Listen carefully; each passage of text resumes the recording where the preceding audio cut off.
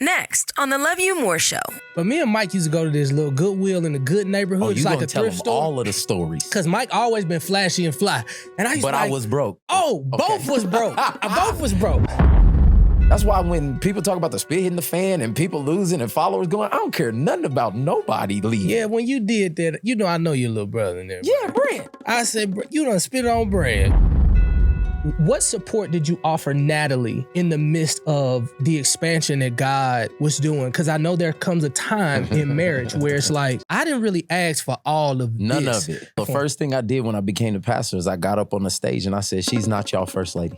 I said, she's mine. I like that. Everything's blowing up. Every conference that I ever wanted to speak at or go to, they're asking me to speak at. All this stuff is happening. And then God says, cancel all of 2019. At the peak of it. I'm about to see the world. And God was like, cancel it all. Your wife is depressed and she needs you now or you're going to lose her. Man. Love you more. Hey family, your nephew Willie Moore Jr. and welcome to another amazing opportunity to hang out with me and an amazing guest on the Love You More Show. $100 fine if you call it a podcast. Let's get that out the way. Family, I'm excited about this moment because the truth is there are so many people who have been waiting for us to drop the fourth wall with one of the most influential voices of our time. So before we do that, can you do me a real quick favor? Can you subscribe to this channel real quick? Many of you all have been perusing and I've been getting a lot of messages from people like, I love what you're doing. Praise Jesus. And others, I got your message too. But I want to challenge you right now to make sure that you subscribe to this channel because the truth is I believe that there's always going to be something that's transformative that we do here on the show. And it's going to get just a little messy too sometimes. Okay. Not today, but traditionally I like to dig a little deeper than normal. Okay. Well, the man that I'm hanging out with today, to many of you all, he is your internet pastor. For some, he's like literally transformed your life. For me, I had the opportunity for a very long time to call him friend. And not one of them, once everybody gets to this mountaintop where we just kind of connect. And although there are some people that I call marathon people, if you ever run a marathon, you know about that 10th mile, the people that you started with, they're not there anymore. And you start looking around and you meet new people. So the 10th mile people on your marathon, of course, I think you guys are great. But I got a chance to meet him when I first got saved. I mean, I was fresh off of Lil Wayne, Young Jeezy, and I was Pretty Willie. And I was traveling to Tulsa, Oklahoma for real, I'll tell you the truth. I was doing a club date because I needed about $7,500 because I was broke. And I snuck and did a club date. They ended up not letting me do the club date because it rained. It was like some storm. And I ended up in church at Greenwood Christian Center. And I started to tell my testimony to this guy named Pastor Michael, not this particular Pastor Michael. And when I started my testimony, he said, can you come outside and tell them? I was like, to all them people outside? They said, yes. And I went out, I told my testimony.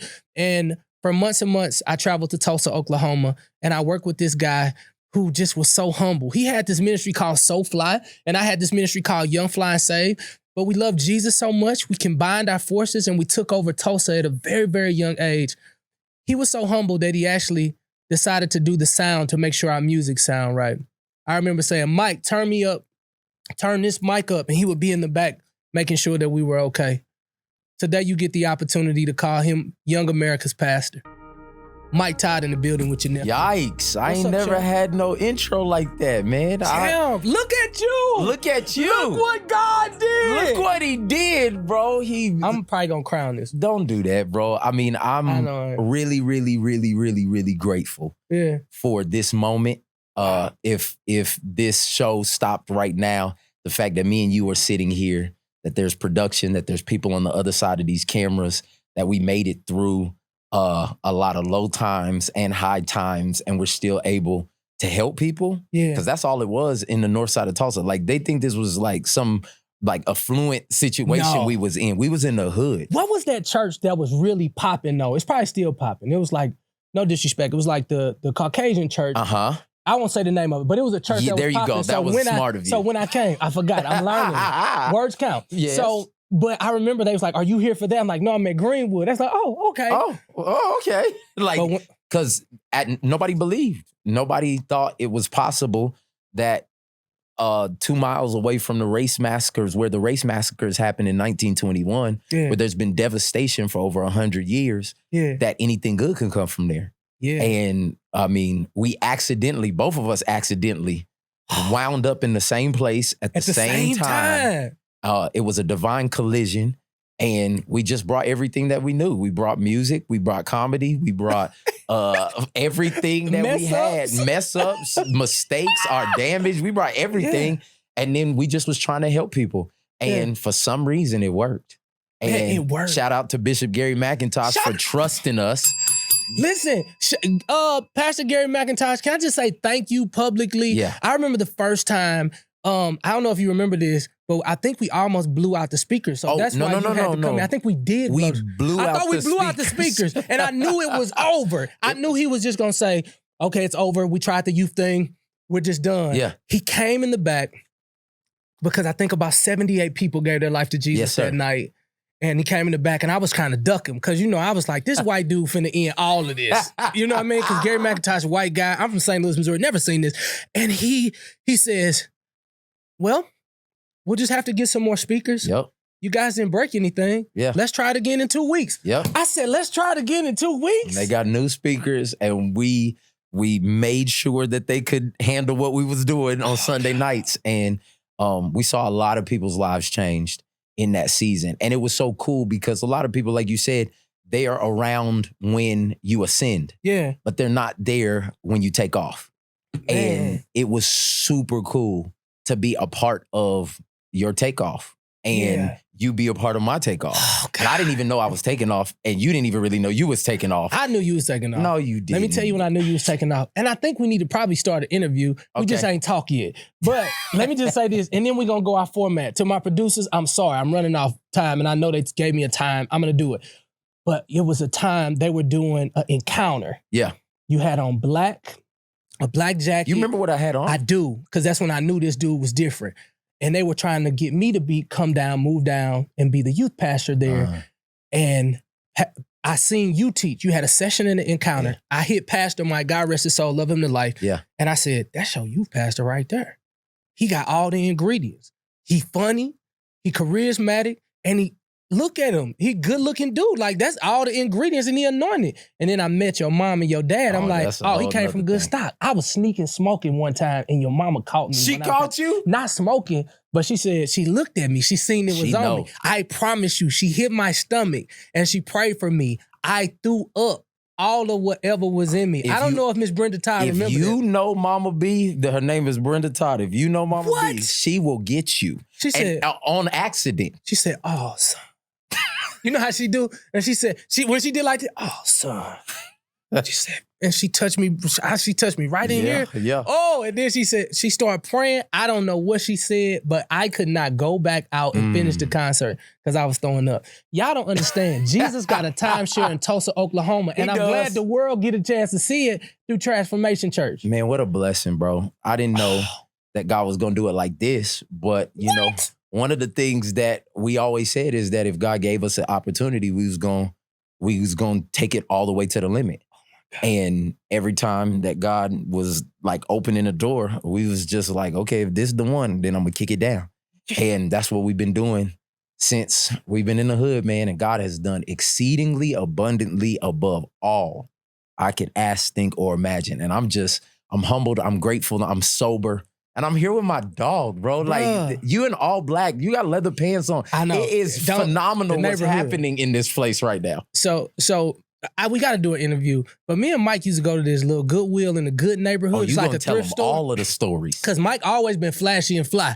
And I was broke. Oh, okay. Both was broke. Both was broke. I was getting like $1,500 to come down there, and most of it was being like spent on gas and trying to get there. But in any event, and you was bringing like 5 people with you. Oh, because I still was neighborhood. Yeah, bring the whole neighborhood to the church. It would be like 8 dudes pulling up in a minivan, and I'd be like, "What are you? How are y'all eating?" Rappers. Oh, they were rapping. We were still rapping. We took the world mentality and just whipped Jesus on it. No surrender at all. None. We were not surrendered. We was just going through Jermaine was, not all of us, we had issues. But I remember we used to sneak and we would go to that little thrift store and get our clothes like tailored. Yep. I still think I got the polo shirt Hey. that you gave me. My dad had it on the other day. Oh. I came home. I was like, where you get that shirt? Hell, it was in the closet up there. It was in the closet up there. And I was like, oh, yeah, that's the shirt that But Mike that's got. how humble our beginnings were, bro. Like, to him. I remember, like, you being in a spot where I was like, man, I got all these extra clothes that I need to get rid of. And he was like, let me see if I can fit them. And you came over to the crib. You took trash sacks A clothes. of clothes from my closet. And that's where I think that is so beautiful Yeah. for people to understand the process. Yeah. Because this generation is trying to skip the process. Ah, And what ends up happening when you skip the process is you miss the value when you get to the promise. yes, Lord. The fact that we're sitting here today, the reason we barely can start this interview, the reason where there's so much gratitude in this room and people looking at us like, why are they bromancing like this? Like, it was like It's that. like, because for real, because of the process, I can actually be grateful for the promise. Yeah. Be grateful that I can actually provide for my family or be able to help somebody in need. Because we know what it is to share clothes. We know what it is to encourage each other when we're about to give up. We know what it is to do those different things, man. So again, for me, this is the highlight of this whole situation I've been doing with this book, because I get to actually see somebody that knows it's real. I'm convincing other people, like, they're like, you ain't never been damaged. You ain't nothing wrong with you. No. And I was like, hey, man, if you only knew where God brought me from, if you only knew the grace that's been on my life, if you only knew like how messed up I was and how much of a testimony me being here today is, you would believe too. And that's all I'm trying to do. It was so much love in Tulsa. Yeah, bro. But it was a specific hate for you sometimes with certain people. It was like they were almost afraid to give you a mic. Yeah. Because it was like, and I was just like, no, he's kind of the most humble guy I've ever met in my life. And, we can skate over it. But the truth is, I don't know if you remember or not, the reason that I got those clothes, I don't think you remember the words you told me. You said, I got to get rid of some clothes. Every year I get rid of stuff to make room for what God is going to give me next. And I had never heard that. Like, I'm a hood guy just really getting into church. So that was like ministering to me. And I think you had like a Land Rover or something. We was riding around in the Land Rover, praying for a Range Rover. Praying for a Range Rover. Yeah, dog, but that that's another ministers story. so much. Do you still subscribe to getting rid of stuff so God can make room? I will literally tell you, my team is in here right now. Yeah. What's happening in my closet at this moment, when I left here, is there is 4 people that I've now hired to help me. And when we get back home, we're going to take it to the homeless community. Yeah. I'm getting every year. That's my crazy faith. Yeah, that's what you do. I believe in making room for what God's going to do next. And most people are holding on to what they have so tightly that they don't allow God to be able to move and intervene in their situation. I've given away houses. I'm 36 years old. I've given away houses. I've given away cars. I've given away clothes. Nothing in this world matters to me more than being a vessel that God can use. And so a lot of times that means you got to lose some stuff to be able to be used for God's glory. So that's where we at for real. No, I didn't know if you subscribed to it. I just remember like that. No, that's it. That's how we my live. Incubator stage. Like that's how we live. I was like, wait a minute, you getting rid of most of the closet. He was like, yeah, just take that. But you weren't as happy as you look right now. Because I remember he was like, oh God, this. He was like, he was talking to God. He's like, oh God, this. I was like, God, please, God, please, Please. God, please. He's like, this suit too. Thank you, Jesus. We getting that black one. The truth of the matter is, I was learning then how to do it. I got too much proof now. Yeah. I got too much proof of God's faithfulness when I like move in generosity or I'm his hands and feet.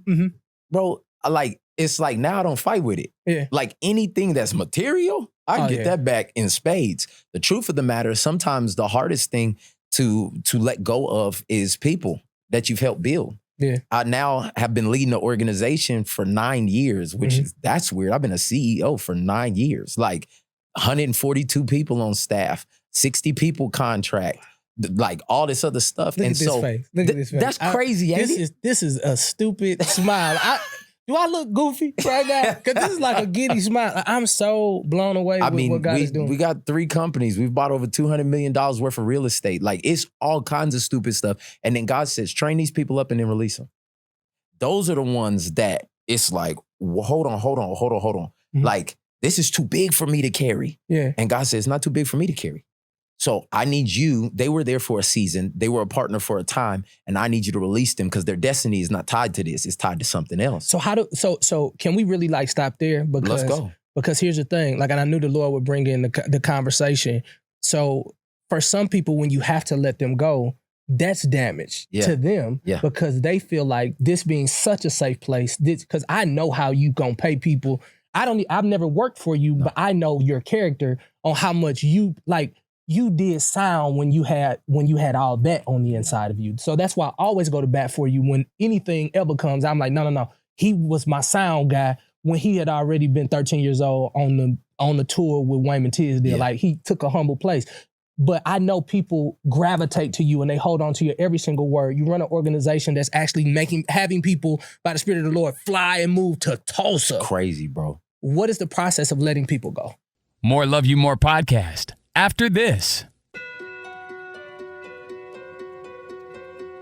You know, all relationships start off beautiful. The love is so intense in the beginning until life happens. No matter how disciplined you are, temptation is everywhere. And we all have to fight with our internal monsters. And sometimes we fall into the trap and we hurt the ones we say we love the most. As you get older, loved ones pass away and you're left to live life with a void that you never really anticipated. For some reason, people never talk about the parts of you that die when your loved one leaves the earth. It's so easy to lose who you are in the midst of all of this. I lost myself because I forgot to love myself. I'd like to take you on a journey in hopes that you can learn how to love you more. Wow. To check out the first episode, log on to loveyoumore.com. But I know people gravitate to you and they hold on to your every single word. You run an organization that's actually having people, by the Spirit of the Lord, fly and move to Tulsa. Crazy, bro. What is the process of letting people go? The truth of the matter is you have to realize that everything's about seasons. Mm-hmm.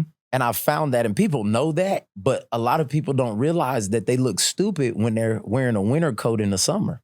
Facts. They're relationally wearing winter coats in people, and they're holding on to things that they should be shedding. And I've just realized that if I don't let it go, it becomes a weight. Everything that you hold on for too long to becomes a weight. And the truth of the matter is, it's not if you can hold it up, it's how long you can hold it up. So right now, this cup does not weigh much. But if I have to hold it here for 10 days, it's going to get real heavy. Yeah. Not that it's not able to be held now, but it's how long. And a lot of people are holding relationship, hands trembling, hands shaking, about to spill over and really cause a mess. Yeah. And God's saying, let it go. And that would be my encouragement to people, but you have to be spirit-led by that. Yeah. And so I tell people all the time, like partnerships, I just did a message back at my church. I said the departure of partnerships, because a lot of people don't know how to end partnerships well. And there are three main reasons why you end a partnership. Number one is the season changes. Yeah. Number two, if you see the same cycle and it's not for your future. Yeah. So a lot of people see the same cycle and they'll be like, but that's my man. And I promise you, I told her I was going to love him forever. Like, you know what I'm saying? Like, it's almost like his toxic trait is my drug. Like that whole and so it's like, all right, you're going to keep getting jacked up because you keep sensing that same cycle and it may be time to depart. And another reason is you may need to depart because somebody does not understand that a storm is coming. Yeah. And my life is my purpose is too big. I know that, I'll say it like this. I stopped counting my successes from win to win. My success is from storm to storm. Because that means I'm doing something. I'm going towards something. Mm-hmm. And a lot of people, they run from storms. But I found out that the buffalo is the only animal that runs into the storm. Yeah. It literally runs into the eye of the storm because if it gets in the middle of it, the storm lasts a lot less and it doesn't get hit by the worst parts, which are on the outskirts. Yeah. And people may need to have some relational departures because of that. And the last one is super deep, and I'm a pastor, so I'm going to say it. The other reason that you may need to depart from a relationship is because the Spirit says so. Oh, that's so real. And the truth of the matter is, it may look perfect. It may be right. It may make fiscal sense. It may be everything. And God's like, yep, you're done with them. And you're like, hold on. They look good. We make money together. Did. This is like, what are you talking about? He said, but I see the future. Yeah. You don't. You don't understand that this season is about what you think it's about, but this season is for another season. Yeah. And if you don't listen to me now, all right, you can handle that when it gets there. And I've just learned, man, I'm not gonna fight with God on something that He's telling me to do. Not sure. And so that's where I'm at, man. So when you think about departures and you speak to it in such a fluent manner, like which is like highly encouraging, what was the situation where you had to literally take the medicine that you're giving to the people now? well, you already know I can't preach nothing I ain't lived out. Yeah. Like nothing. Yeah. So, I mean, I'll just go back. Let me take it all the way back since people don't know the full story. First year into being the pastor of Transformation Church, I lost my entire staff. I remember that. I'm literally sitting there. I don't know what to do. Graphics person, praise and worship leader. You're too young. I'm 26. He's like, he's too young. Yeah, and I lost everybody. It's me and one person and a part-time person. I used to walk them halls, literally talking to invisible people. Hey, John, what's up, Sally? How are the kids, Jake? Just trying to keep myself encouraged, bro. Yeah. But I learned in that season that the departure of all of the people that I love, I thought these people was going to be with me forever. The departure was on purpose because I needed to know I was called if nobody else was. And y'all want to holler, y'all can holler if you want to. I felt the spirit go. I felt the quicken in the audience, right? But the truth of the matter is a lot of times we're only in a place as confident as we are because of the community we have. If you stripped away everything, you would not have that courage. Yeah. And I needed to know, God needed me to know for what I was coming up against and where the territory I was going to take, that I had to know if everybody left, I was called to it. Yeah. And so for me, it was one of the most beautiful things that happened that sucked in the moment. Yeah. But now, that's why when people talk about the spit hitting the fan and people losing and followers going, I don't care nothing about nobody leaving. Yeah, when you did that, I know your little brother in there. Yeah, Brent. I said, you done spit on Brand. Bro, why the hell did we spit on Brand? But I was like, he's in the moment. So here's the thing. You know me, in the front of the public, I was like, I'm on the radio, I'm everybody. Y'all don't know him. That's my dog. I appreciate y'all you. tripping. Put the camera on, let me talk to my people. Willie Moe Jr. here. And of course I went there. I said, but if I get with him, I'm going to say, we not going to spit on nobody else ever. You had me out here looking crazy as hell. Hey. I was like, I know what he meant to do. What you didn't get the word, but we not spitting on nobody else. So the truth of the matter is, I'm gonna say no more spit, praise no more Jesus. spit. Okay, everything else is good. But let me say this. Number one, it's the actual example Jesus did. I know it. And so the problem with this is it brought up something cultural that I think was my point. Yeah. And since we here and the Love You More podcast, and I think we can go here. Off of it. Okay, I think we could go here. Yeah. The truth of the matter is most people are concerned about what their process of getting healed looks like. Mm-hmm. So they're not willing to go through the mess to be able to actually get their own healing. Yeah. That was the example. It was literally like that guy in the story, he was blind, not deaf. Yeah. So if Jesus is about to spit, he could hear it. He chose to stay there through the mess to be able to receive something nobody could give him his entire life. And if you pull that into your real situation, most people won't go through the mess of counseling. Most people won't go through the mess of actually admitting what they've gone through.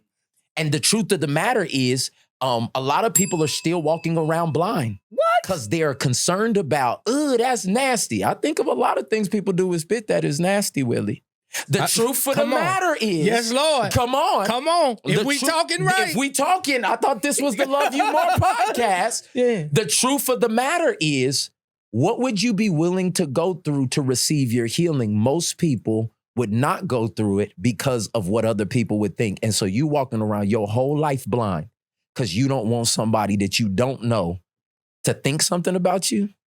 Forget all that. How did you mentally bounce back and not allow the damage of that? Because I looked up that morning, man of God, and it was on CNN. It was everywhere. I said, oh God, we made it to see. Because I want you to understand, I'm that friend. Yeah. Oh, I'm the friend. We made it. I'm so mad.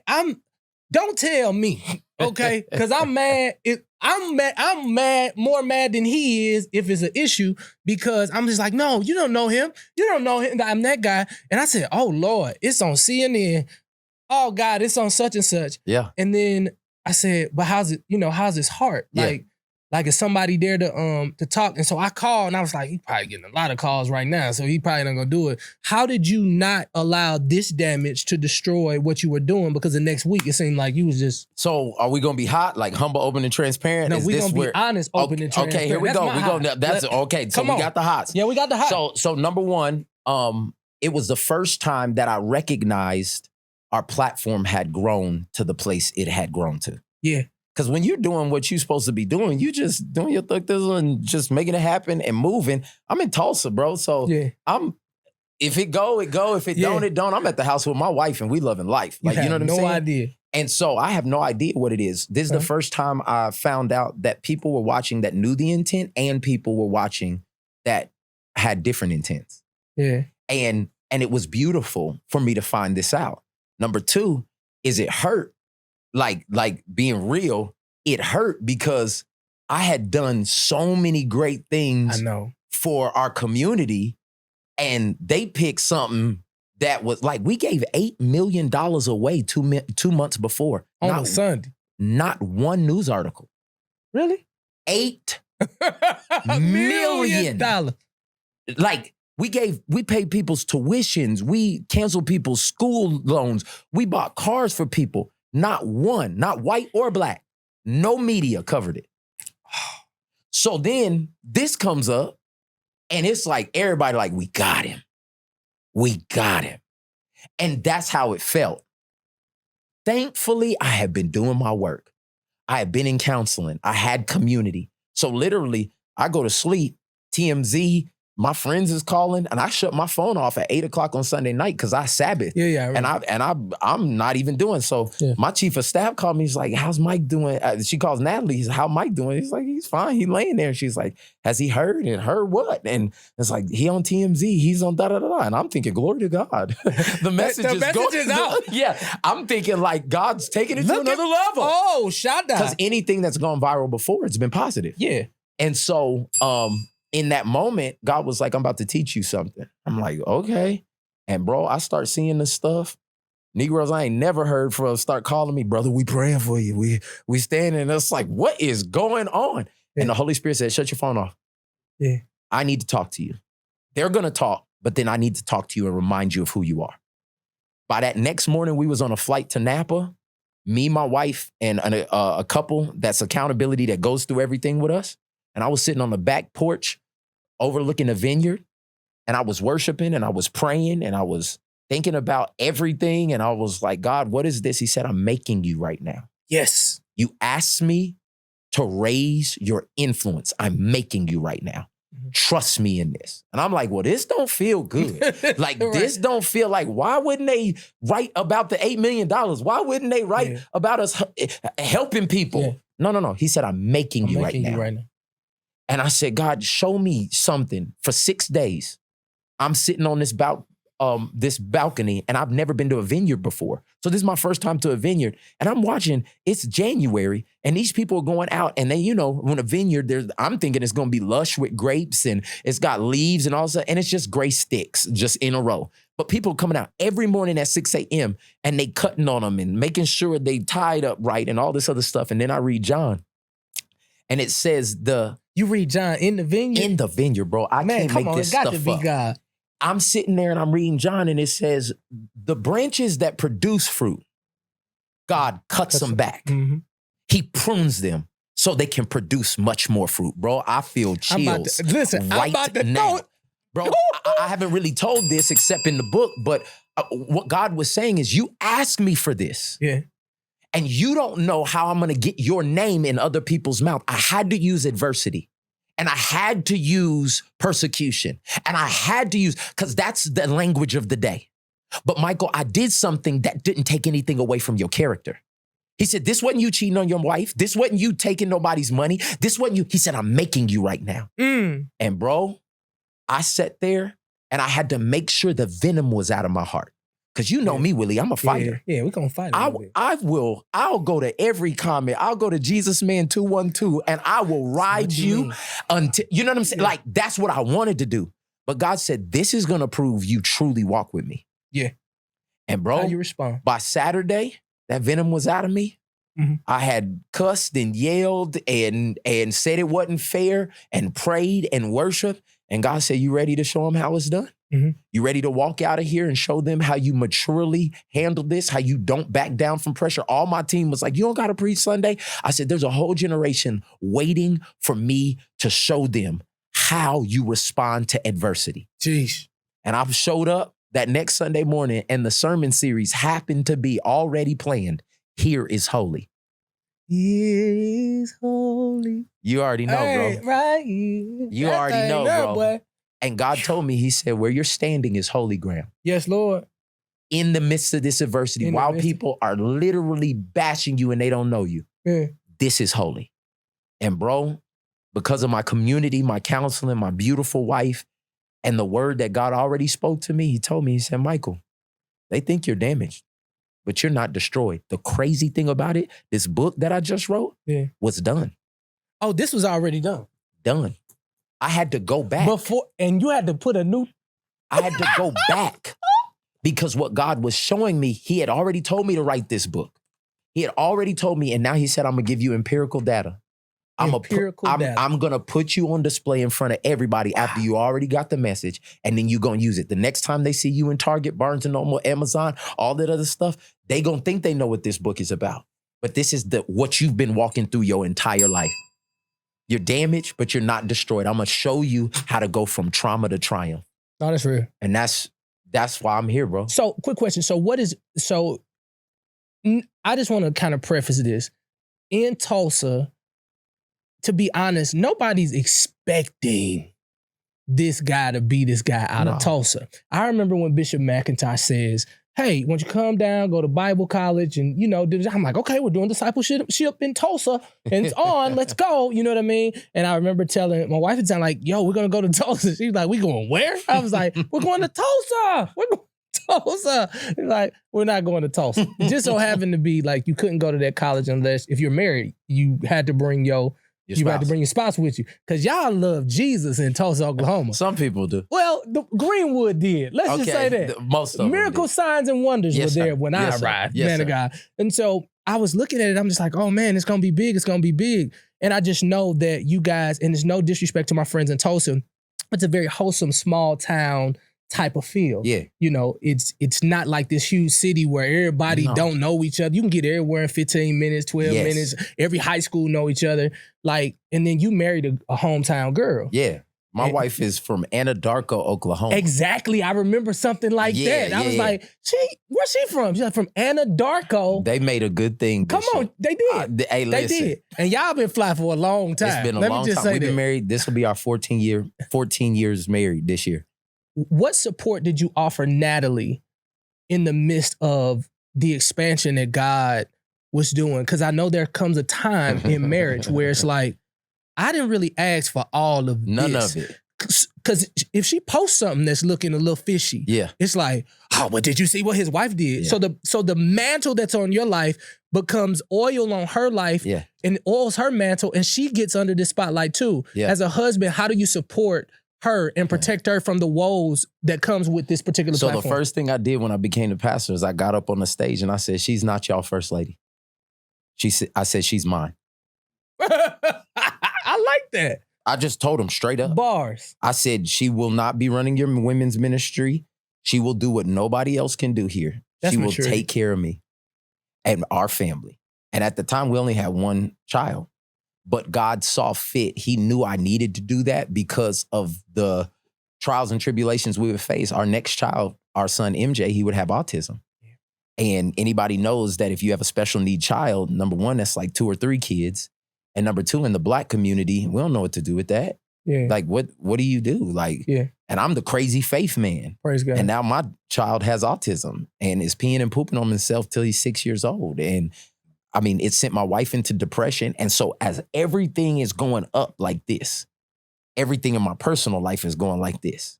And see, this is why I'm saying, like, people don't know what it's like to actually have a call of God on your life, you cannot get up there and just say stuff. You got to go through it.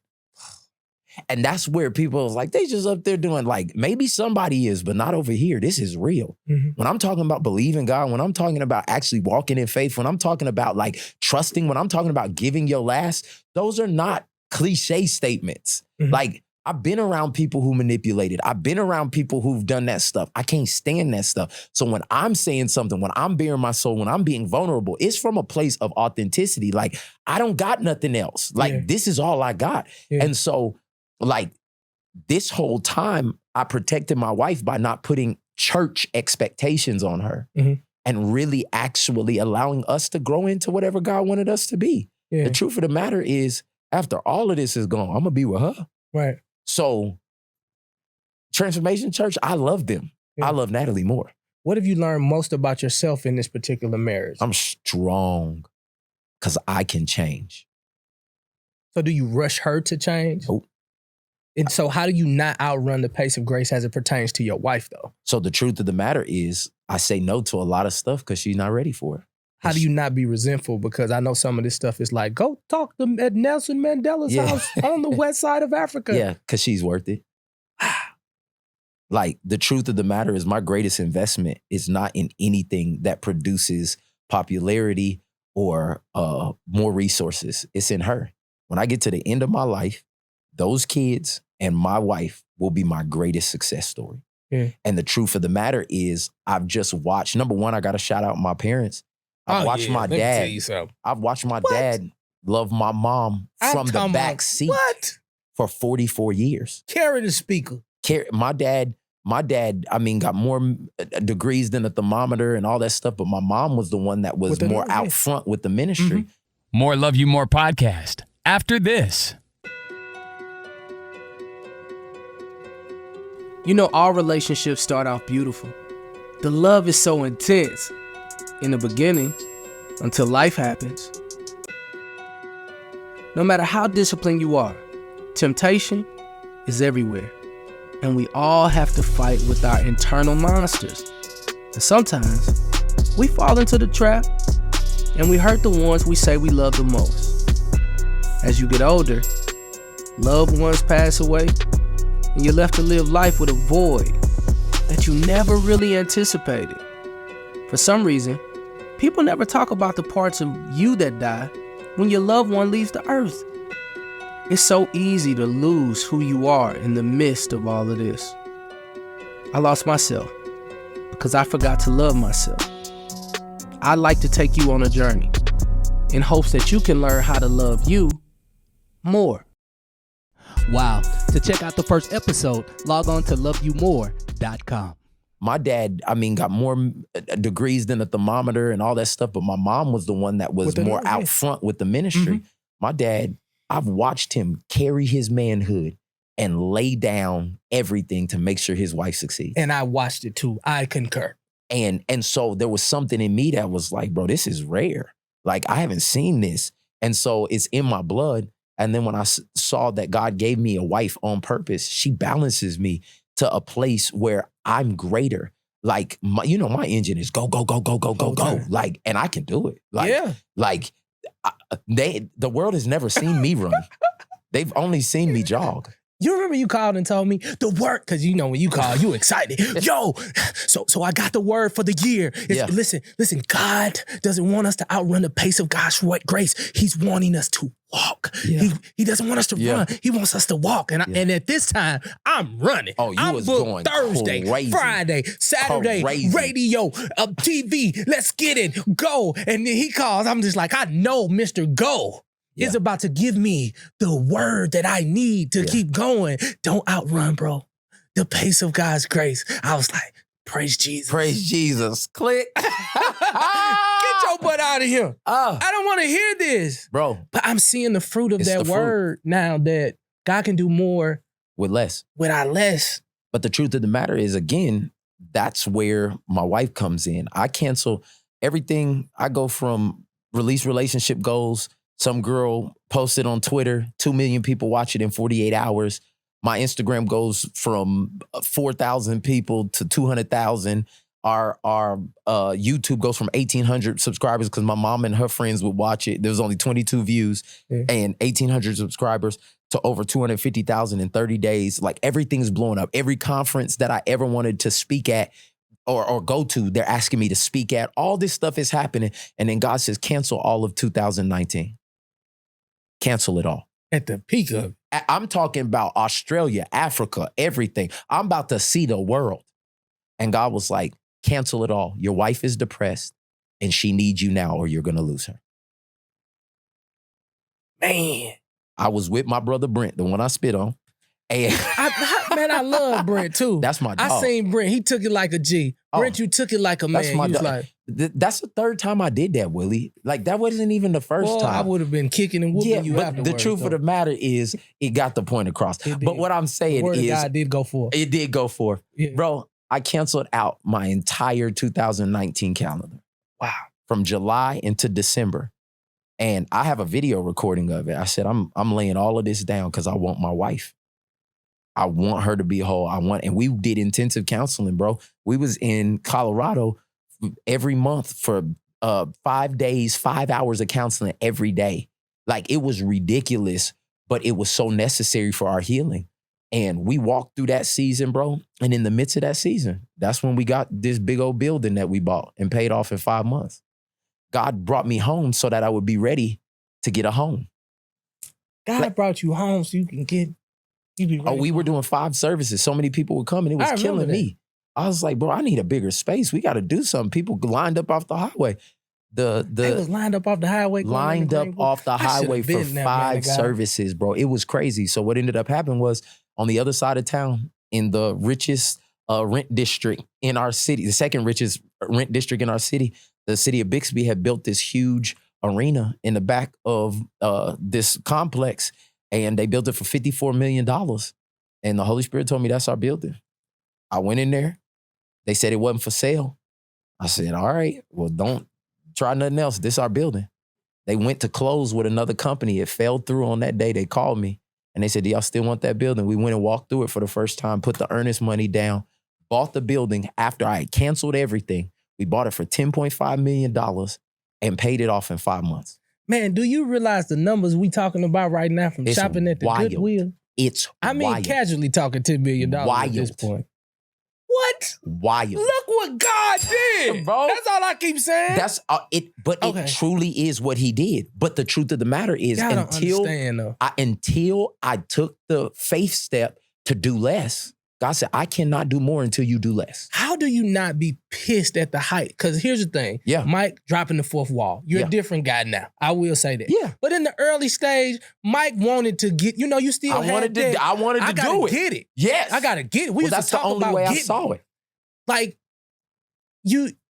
but you had no art in that Colorado time. It was just like. The truth of the matter is, this is the beauty of transformation. The beauty of transformation. KD, we gotta do better. This is the beauty of transformation. Just like this sweater goes to a gradient, the purple is the least part of this sweater. It goes from blue, you see a lot of pink, but this purple is very, very, very important to the gradient. That's what I was going through. Did he just preach his sweater? Stop it. All I'm saying is a lot of people would say, what color is this sweater? And somebody would say blue and somebody would say pink. I see the purple. I gotta learn that. Because it's the transition. It's the transition. The transformation that makes it be like, oh, I like that. If this wasn't here, it would make the whole thing look off. If this color was black, it would be different. But it was the transformation, that little piece and that's what I was in, bro. I was becoming something. And a lot of people have wings, but they refuse to let go of the legs of the caterpillar. And I just said, I don't want to be here no more. I don't want to keep crawling around when I could fly. And so that meant I had to let go of something that I knew so that I could get something that I didn't really know.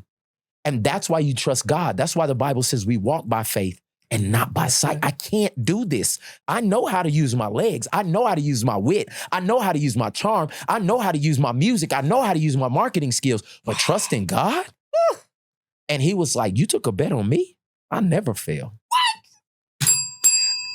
I wish y'all would yell in here. All right. So, okay, cool. Whew. All right, so literally I was supposed to play a video. Not gonna get to the video because we got right into it. Hey, we just gonna have to. I'm gonna have to come back. You know we can do this. Yeah, we can like, do it. Okay. I just hadn't called him. Maybe we should have talked on the phone first. But look, here's the thing. So here's the thing. Many of you are right now. I know that you may be in the trauma stage, and I just believe that sometimes when a person goes through all of the things that Mike has gone through, I think sometimes you see the top of the mountain and you miss the opportunity to see how beautiful the journey was. And I'm thankful at this time that you're choosing to say, hey man, you know what? It has not always been this beautiful bed of roses. Yeah. And I thank you for dropping the fourth wall. Like, you don't know how to be anything but 100. So I can only imagine like the information that's in this book. If there was, I didn't get an opportunity to read it, but by tomorrow, because I am a super duper speed reader, by tomorrow, I will definitely have a deep dive in it. What do I have to look forward to? And I'm going to give you what I've been through. Yeah. And you just let me know, maybe in a small microcosm type of way. Yeah. I was adopted. I had never met anybody in my biological family until 2020. And I lived in my imagination. I wanted to be a musician because I wanted to show my biological mother what she missed out on. I struggled with codependency. I predicated my decisions based upon solely if I would get a reaction and a response from people.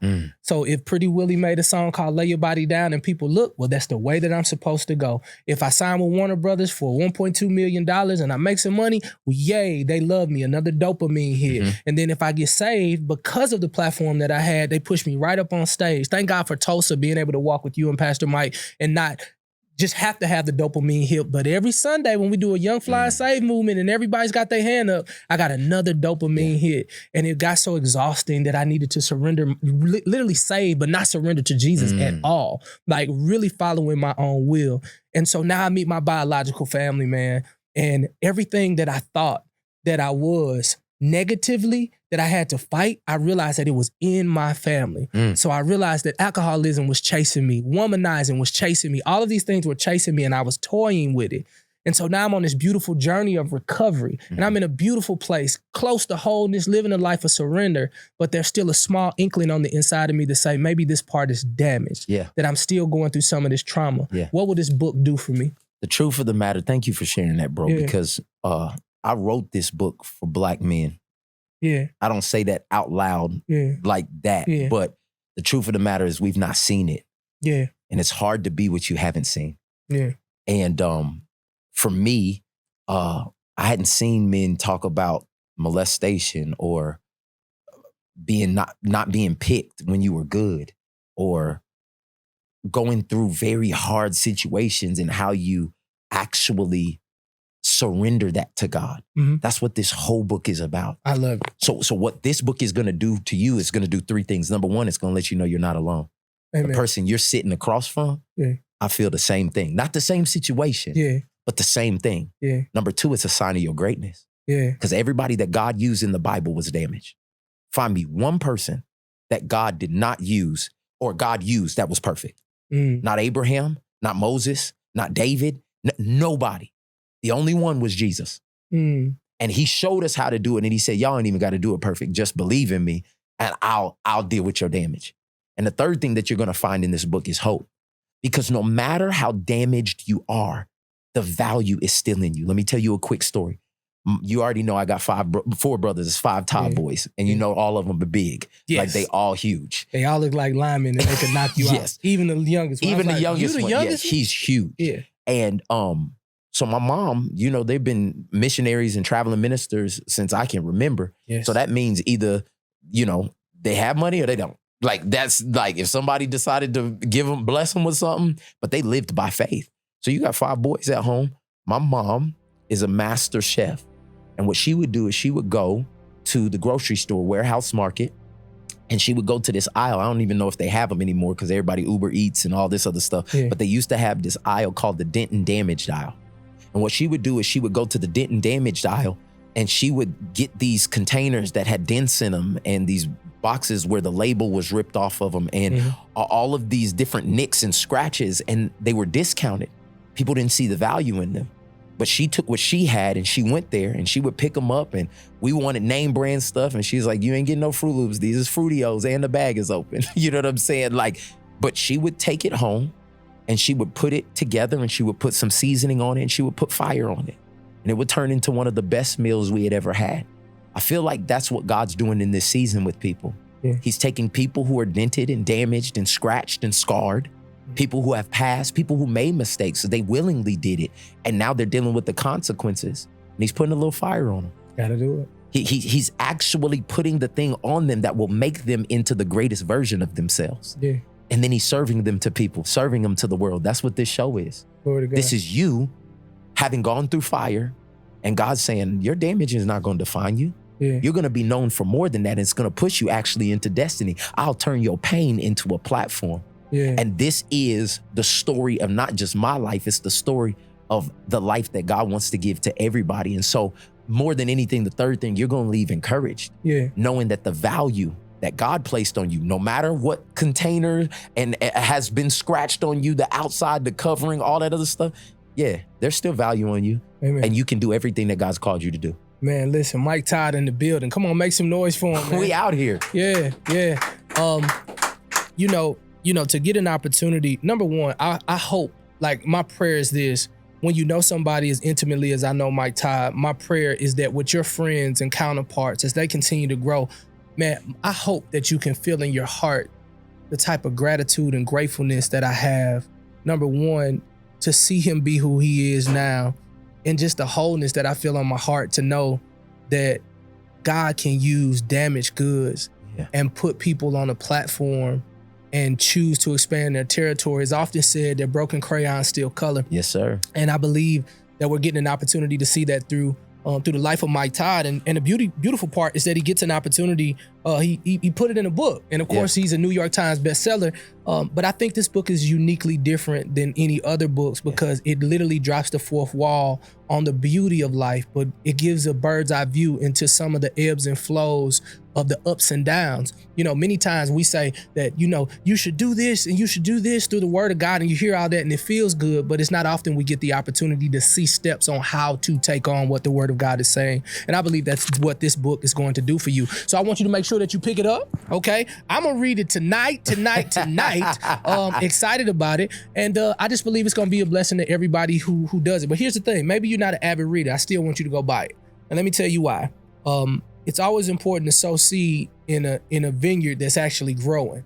And you can be a part of the harvest that Transformation has and the harvest that my dear brother Mike Todd has just by sowing into what he's doing. So I'm challenging everybody under the sound of my voice to make sure that you go pick up damaged but not destroyed, from trauma to triumph. That's if you want to live in that triumph, and I'm sure that you do. Willie, you gotta give him the back cover real quick, okay? Oh, with the little hair situation? Hold on. But you gotta understand what that is. What is that? So that's me, my dad, my 4 brothers, and my son.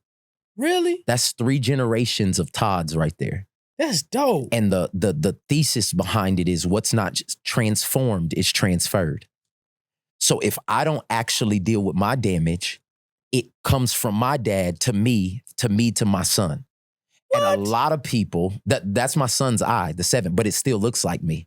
If you don't deal with your damage, if you can't find it in yourself to deal with your damage, at least for you, do it for the people that you love, because you affect every person around you. Who did this? My brother Grayson. Who thought of this? Hey, bro, my youngest brother. My youngest brother, he's a creative genius. Grayson, he's a creative genius. Grayson. Him and JV, John Vanette, that used to do all of the things. You remember him, he's little, he's huge now, and he's a creative genius. He's a grown man.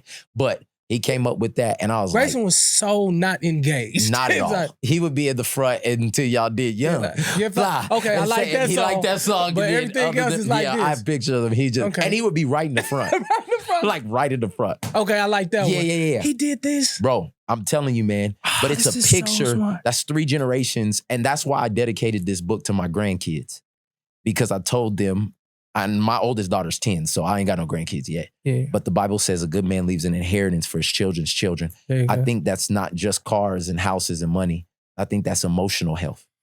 And for me, I want my grandkids to pick up this book and say, my granddaddy did his work. And so that means I can too. Man, just subscribe to the channel, leave a comment. Do me a favor. Can we just give him his roses in the comments and just show that love? I'll make sure in the description I love y'all. that I make sure that I put the link to this book. Let's get it. And listen, all y'all look alike. evidently. Because I was like, hey, this all versions of Mike. I just thought you had ripped some stuff up, but now I see. Okay, got You it. see the age on my dad? Who that? That's Daddy That's Cheek? dad's cheek right Show there. live. You see what I'm saying? Who did their beard like that right there, though? Which right one? at the bottom. So you? that's my beard. That's you? And then Oh, that is that's you. Raphael's beard on the side. On the side. Yes, 5 boys.